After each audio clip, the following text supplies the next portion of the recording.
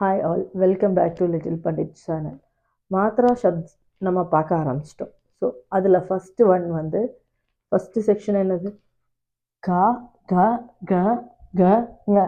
இதில் ஃபஸ்ட்டு செட்டோட நம்ம பார்த்தோம். ஃபஸ்ட்டு லெட்டரோட மாத்ரா ஷப்த் என்னெல்லாம்னு ஒரு தடவை ரிவைஸ் பண்ணலாமா? கா கா கி கி கு கு க்ரு கே கோ கே கை கௌ கம். இதுதான் ஓகேவா? ஸோ ரெண்டாவது செட்டில் அதில் ரெண்டாவது லெட்டர் கா, அடுத்தது கா தான். அந்த கா நம்ம கொஞ்சம் அழுத்தி சொல்லணும். கா கா, அதுக்காக கான்னு இல்லை, கா கா. ஸோ இதோட மாத்ரா சப்த் பார்க்கலாமா?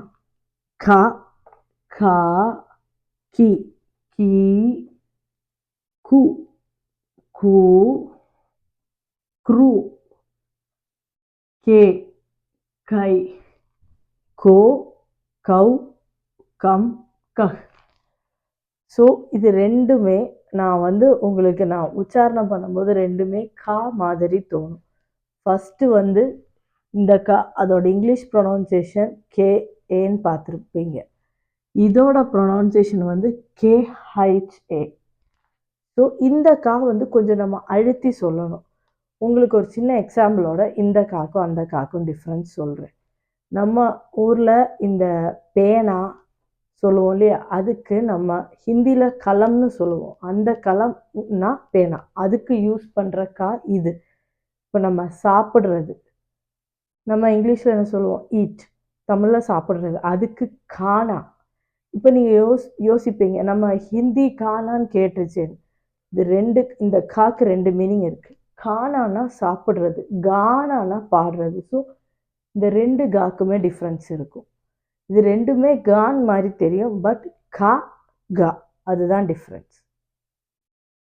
ஸோ வேர்டு ஒரே மாதிரி உச்சாரணம் இருக்கும், ஆனால் வேர்ட்ஸ் டிஃப்ரென்ஸ், உச்சாரணம் மட்டும்தான் ஒரே மாதிரி இருக்கும். இன்னொரு தடவை லாஸ்ட் டைம் எல்லாரும் என் கூட சேர்ந்து ஒரு தடவை ரீட் பண்ண வரீங்களா? கா கா கி சாரி கா கா கி கி கு கு க்ரு